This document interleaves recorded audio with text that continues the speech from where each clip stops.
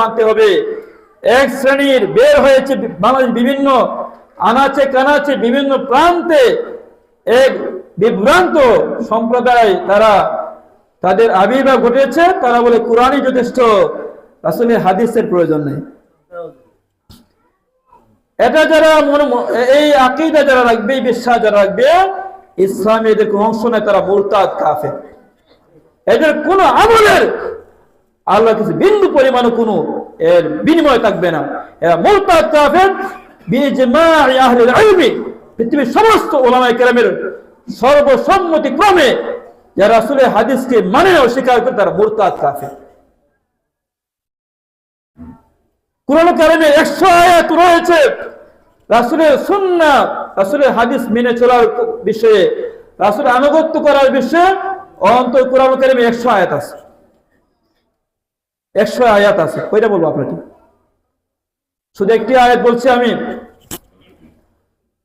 সূরা নিসা 80 নম্বর আয়াতে আল্লাহ বলেছেন, সংক্ষিপ্ত আয়াত, আল্লাহ বলেছেন মাইয়ুতি'ir রাসূল ফাকাদ আতা'a আল্লাহ, যে রাসূলের আনুগত্য করে, রাসূলের অনুসরণ করে, ফাকাদ আতা'a আল্লাহ, সে আল্লাহকে মানে। যে রাসূলকে মানে সে স্বয়ং আল্লাহকে মানে। সুবহানাল্লাহ। এর চেয়ে আর কি লাগে? কত আয়াত আছে, আমি কয়টা বলবো? আমি বলি, এখন বলি, আমি অন্তত 20-30টা আয়াত শোনাতে পারবো আপনাকে কোরআন থেকে। 20-30টা আয়াত আমি এখানে দাঁড়িয়ে আপনাকে শোনাতে পারবো রাসূল আনুগত্য সম্পর্কে, একটা না, আল্লাহর রহমতে।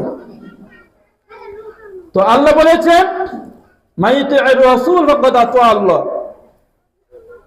যে ব্যক্তি রাসূলের কথা মানে সে স্বয়ং আল্লাহকে মানে। এর মানে কি? যে রাসূলকে মানে না সে আল্লাহকে মানে না।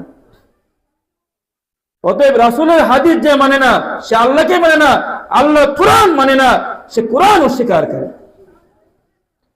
আমার ভাইরা, কোরআন বুঝতে হবে, কোরআন শিখতে হবে। কোরআনের শিক্ষা নতুন বছর শুরু হচ্ছে, আমাদের সন্তানদেরকে আমরা তো জেনারেল শিক্ষিত করব, মাদ্রাসায় পড়ানোর চেষ্টা করি।